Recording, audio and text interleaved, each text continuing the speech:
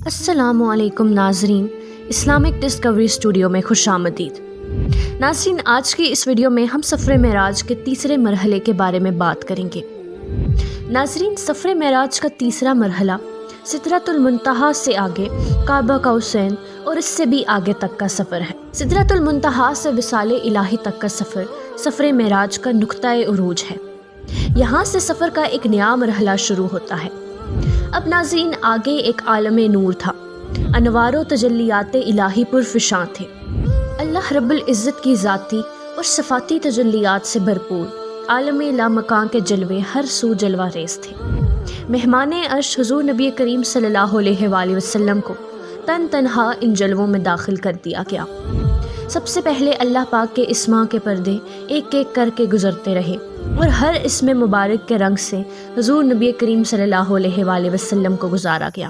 حضور نبی کریم صلی اللہ علیہ وآلہ وسلم عالم بیداری میں تھے، لہٰذا اس عجیب سی کیفیت کو دیکھ کر بتقاضۂ بشریت کچھ معمولی سی وحشت بھی محسوس فرمانے لگے، جیسا کہ انسان اکثر لمحات تنہائی میں محسوس کرتا ہے۔ جو ہی حضور نبی کریم صلی اللہ علیہ وآلہ وسلم کے قلب اقدس پر یہ کیفیت طاری ہوئی تو اللہ رب العزت کی طرف سے آواز آئی، پیارے محمد صلی اللہ علیہ وآلہ وسلم، رک جاؤ، بے شک تمہارا رب استقبال کے لیے قریب آ رہا ہے۔ اب ناظرین، معجزہ معراج میں یہاں تک کا سفر محبت و عظمت تھا۔ اب یہاں سے آگے سفر وصال شروع ہوتا ہے۔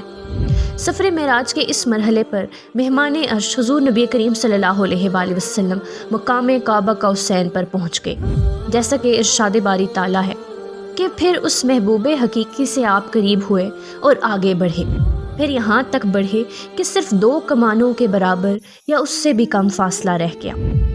ناظرین، یہاں توجہ طلب بات یہ ہے کہ 2 کوسوں پر بات ختم نہیں کی، بلکہ تمام فاصلے یکسر ختم کر دیے، سوائے ایک فرق تھا کہ وہ خدا تھا، خدا لا شریک لہو، اور یہ اس کے محبوب بندے اور رسول تھے۔ وہ خالق تھا اور یہ مخلوق۔ اس ملاقات میں کیا باتیں ہوئیں، اس کلام کی حقیقتوں کی کسی کو کچھ خبر نہیں۔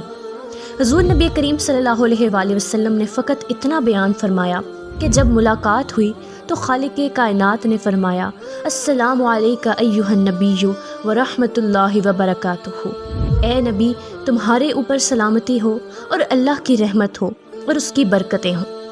حضور نبی کریم صلی اللہ علیہ وآلہ وسلم نے رحمت کے اس پیغام کا جواب اس طرح عرض کیا، السلام علینا وعلی عباد اللہ الصالحین، سلام ہم پر اور اللہ تعالیٰ کے نیک بندوں پر۔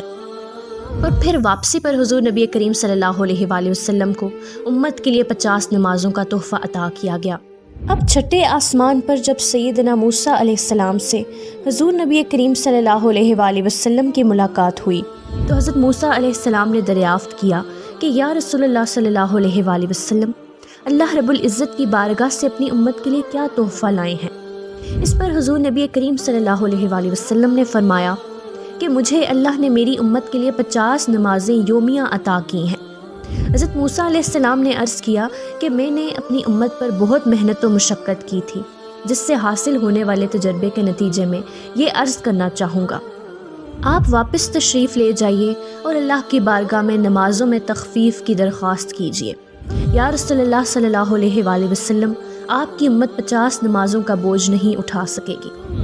حضور نبی کریم صلی اللہ علیہ وآلہ وسلم نے اس مشورے پر عمل کیا اور وہاں سے پلٹے اور رب کائنات کے دربار میں حاضر ہوتے ہی امت کے لیے 50 نمازوں میں کمی کی استدعا کی۔ اس طرح حضرت انس بن مالک رضی اللہ تعالیٰ عنہ کی روایت کردہ حدیث مبارکہ کے مطابق اس مرتبہ 5 نمازیں کم ہوئیں۔ پھر حضرت موسیٰ علیہ السلام کے پاس آئے تو حضرت موسیٰ علیہ السلام نے عرض کیا، یا رسول اللہ صلی اللہ علیہ وآلہ وسلم، یہ بوجھ بھی زیادہ ہے۔ حضور نبی کریم صلی اللہ علیہ وآلہ وسلم نے پھر بارگاہ خداوندی میں التجا کی۔ اس بار پھر 5 نمازیں کم ہوئی۔ یہ سلسلہ چلتا رہا اور حضور نبی کریم صلی اللہ علیہ وآلہ وسلم 9 بار اللہ رب العزت کی بارگاہ میں حاضر ہوئے اور صرف 5 نمازیں باقی رہ گئی۔ صحیح بخاری میں مروی حدیث مبارکہ کے مطابق 4 مرتبہ 10 نمازوں کی اور 5ویں مرتبہ 5 نمازوں کی کمی ہوئی۔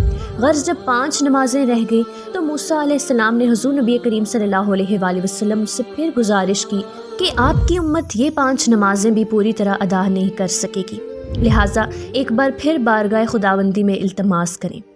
اس پر تاجدار کائنات حضور نبی کریم صلی اللہ علیہ وآلہ وسلم نے فرمایا، اب کی بار مجھے جاتے ہوئے شرم آتی ہے۔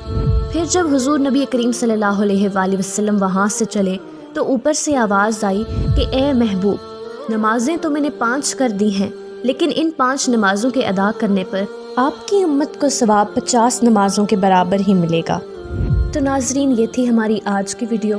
اللہ رب العزت سے دعا ہے کہ اللہ ہم سب کو 5 گانہ نماز پڑھنے کی توفیق عطا فرمائے، کیونکہ نماز مومن کی معراج ہے۔ بہت جلد ملتے ہیں ایک نئی ویڈیو کے ساتھ، تب تک کے لیے ہمیں اجازت دیجیے۔ اللہ حافظ۔